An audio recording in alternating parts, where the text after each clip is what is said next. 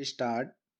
भारत की पवित्र भूमि पर समय समय पर अनेक महापुरुष उत्पन्न हुए जिन्होंने लोगों को धर्म का बोध कराया, ईश्वर प्राप्ति का सच्चा मार्ग बताया। इन महापुरुषों में गुरु नानक देव का नाम सदा स्मरणीय रहेगा।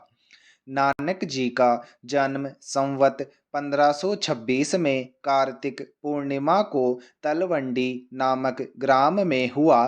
तलवंडी का वर्तमान नाम ननकाना साहब है। इनके पिता का नाम कालूचंद पटवारी और माता का नाम तृप्ता था। इनकी रुचि बचपन से ही भगवान की भक्ति की ओर थी, अतः पढ़ने की बजाय वे ईश्वर स्मरण में ही समय बिताते, जिसे देखकर उन्हें पढ़ाने वाले पंडित और मौलवी दंग रह गए। फिर भी ये संस्कृति और अरबी फारसी के विद्वान बन गए।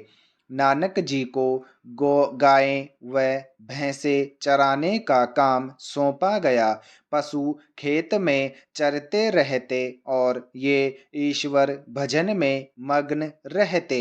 एक बार ये पशु चराते हुए दूर निकल गए और थक गए। धूप प्रचंड थी, ये लेट गए और इन्हें नींद आ गई। तभी एक फनियल सांप ने आकर इन पर छाया कर दी। वहाँ का शासक राय बुलार वहाँ से गुजर रहा था। उसने यह दृश्य देखा तो हठने पहुँचा। सांप ने आदमी को देखा तो चुपके से चला गया। राय बुलार बहुत प्रभावित हुआ। पिता ने नानक को व्यापार में डाला। पिता ने एक बार 20 रुपए देकर लाहौर जाकर सच्चा व्यापार करने को कहा। ये चल पड़े। मार्ग में कुछ साधु मिले जो भूखे थे। इन्होंने सोचा इनकी सेवा करना ही सच्चा व्यापार है। बस गांव से सब रुपयों का आटा, दाल और सामान लाकर साधुओं को भेंट कर दिया। घर आने पर इन्हें बहुत दंड मिला। 16 वर्ष की आयु में नानक ने मोदी खाने में नौकरी कर ली। यहाँ भी वे अपना वेतन गरीबों और साधुओं को बांट देते। 18 वर्ष की आयु में सुलक्षणा देवी से आपका विवाह हो गया। इनके 2 पुत्र हुए, श्रीचंद और लक्ष्मीदास। भक्ति करने वाले का मन गृहस्थी में कैसे लगता। ईश्वर की नौकरी करने वाला नवाब की चाकरी कैसे करता। पैरा। गुरु नानक का युग दिल्ली साम्राज्य के पतन का काल था। चारों ओर अत्याचार और अनाचार फैला हुआ था। धर्म के वास्तविक रूप को न हिंदू समझ रहा था न यवन।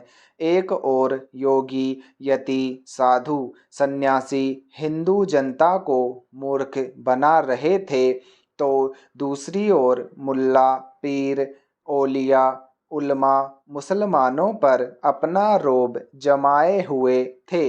हिंदू जनता अपना आत्मविश्वास, आत्मगौरव तथा आत्मसम्मान खो चुकी थी। हिंदुओं की असहनीय वेदना से पीड़ित नानक घर बार छोड़कर धर्मोपदेश के लिए चल पड़े। एमनाबाद पहुंचकर वे लालू बड़ई के यहाँ ठहरे।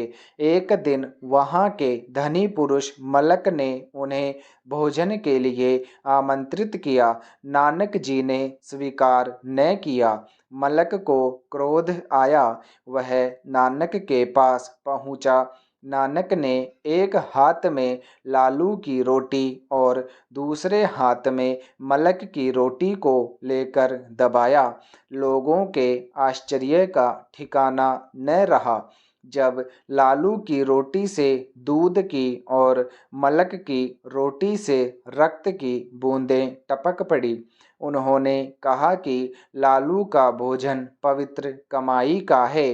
गुरु नानक ने इस भांति ईश्वर के प्रति जनता की रुचि जागृत करते हुए भारत का भ्रमण किया।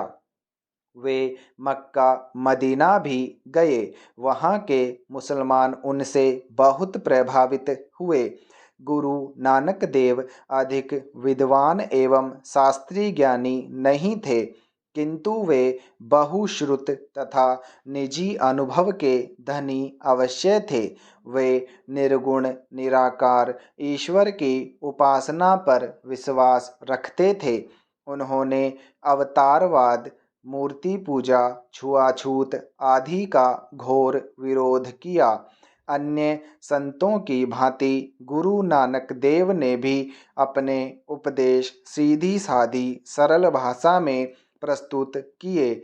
इनके उपदेश थे: सच्चे मन से भगवान का भजन करो, संयम से जीवन बिताओ, परिश्रम से सच्ची कमाई करो, झूठ मत बोलो, पर निंदा और क्रोध मन को अपवित्र करते हैं।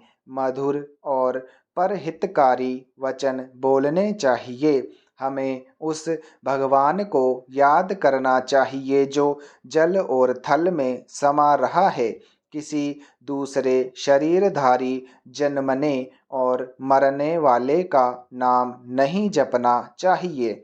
12 सितंबर 1539 को अपने हिंदू और यवन शिष्यों की उपस्थिति में तेरा भाणा मीठा लागे शब्द कहते कहते अपने नश्वर शरीर को त्याग दिया। इनके शव को जलाने और गाड़ने के प्रश्न पर हिंदू और यवनों में झगड़ा होने लगा। झगड़ते हुए जब ये लोग अंदर गए तो देखा कि सिवाय चादर के वहाँ कुछ नहीं है। गुरु नानक देव की वाणी गुरु ग्रंथ साहब में संग्रहित है। इनकी वाणी में एक अद्भुत प्रेरणादायिनी शक्ति है। इतनी प्रभाव उत्पादकता अन्य किसी संत कवि की वाणी में नहीं पाई जाती। इस संबंध में आचार्य हजारी प्रसाद द्विवेदी लिखते हैं, जिन वाणियों से मनुष्य के अंदर इतना बड़ा अपराजेय आत्मबल और कभी न समाप्त होने वाला साहस प्राप्त हो सकता है, उनकी महिमा निसंदेह अतुलनीय है।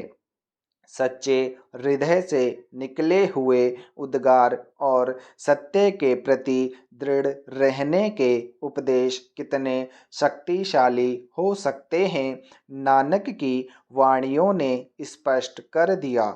इनकी वाणी का अध्ययन धार्मिक एवं साहित्यिक दोनों दृष्टियों से किया जाता है। स्टॉप। धार्मिक दृष्टि से सिख धर्मानुयायी तो इसका पाठ और श्रवण करते ही हैं, करोड़ों हिंदू भी मानसिक शांति के लिए गुरुजी की वाणी का पाठ करते हैं। पैरा। गुरु नानक के अनुयायी आज सिख धर्मावलंबी माने जाते हैं और वे गुरु नानक को अपना आदि गुरु मानते हैं। गुरु नानक देव की वाणी गुरु ग्रंथ साहब में संग्रहित है। इनकी वाणी में एक अद्भुत प्रेरणादायिनी शक्ति है। इतनी प्रभावोत्पादकता अन्य किसी संत कवि की वाणी में नहीं पाई जाती। स्टॉप। आखिरी की 2 लाइन मैंने इसमें रिपीट की है।